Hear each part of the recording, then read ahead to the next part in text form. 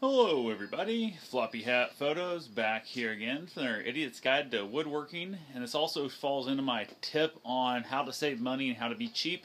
I'm out here in my shop, as you can see. I've been doing some work. It's been crazy windy yesterday and even windier today, like 50 mile an hour plus winds, and I finally decided it's the best time to get this done because I got to get it done. So what I have here, I'm going to show you, is some insulation. These are 4x8 sheets. Some of them are busted up. A lot of them got blown away overnight, and I woke up this morning with them laying all down in my ditch, down in my creek and that.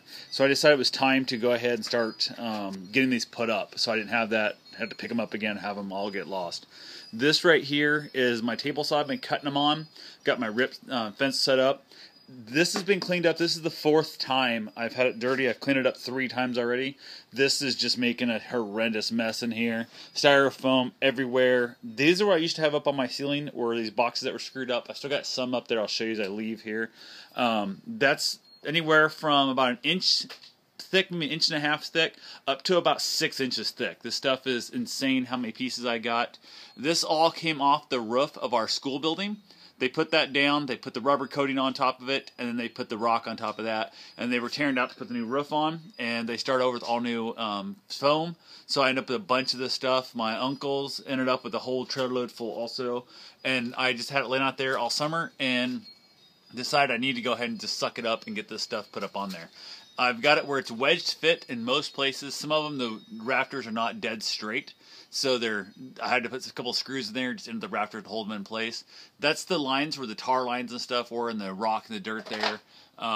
It's gonna be so much better with all this stuff up here and the extra insulation. I'm gonna come back through, and like these big gaps right here, I'm gonna come in here and put a little more up in there, and I'm gonna grate foam it. I'm gonna get some great stuff and foam the hell out of it. So I've got like this piece right here. Like I said, this is the piece that I had before. This right here is a 5-inch thick piece. I had some of 6 or 6.5. And if we look over here on this side, this is what I had before with all these boxes. And some were upside down, some were right side up, as they had interlocking themselves. But as you can see that great big gap right there, that's a giant gap of about 7 inches, maybe 6 inches of no insulation at all. And these did help, don't get me wrong, because this was just the north side of the garage, which is right above my wood stove, and the snow would melt off here like instantly. Like the first couple days after a snow, I'd be completely empty, and then it'd take about 4 days on the south side, even with all the extra sun. And once I put just these up here, I was getting about even melt off. So now the south side should take way longer because it's already done and insulated. The north side will be the last one I'll do. But I've got a bunch of stuff up in my rafters. I got a bunch of wood and that up here, so some of the stuff's going to get done at a slower pace. But I'm going to get them all ripped up and cut up as I go and stick them up in there because they're easier to store in the 4x8 sheets than they are to store in the 22.5-inch sheets. So that was pretty much, this is all free to me, minus the gas and the labor and the time there, which is no big deal, and minus a few screws and a little bit of electricity, and then the blade's probably going to be a little duller from this.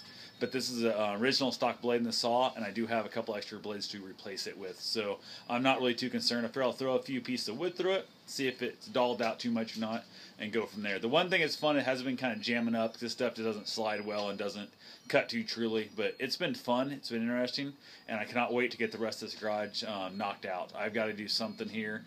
I'm tired of looking out there in the yard. And like I said, I woke up this morning for it covering all over my ditch, and I'd lost probably about, I'd say, a good third of my stack. I've got 2 stacks. I lost a good like half of one of the stacks. So it was rather interesting and definitely a fun time. I do have much better supports high down right now, and I will put some more on tonight again before I go to bed. So been going out there and stealing a piece off as I go. I just cut up all the stuff that was broke and all the stuff that was already off the pile, and now I'm stealing good pieces off the big pile to continue along the way. So that's all you got for now. Have yourself a safe and wonderful time. Get out there in your shop and make some sawdust, or in this case, some styrofoam dust.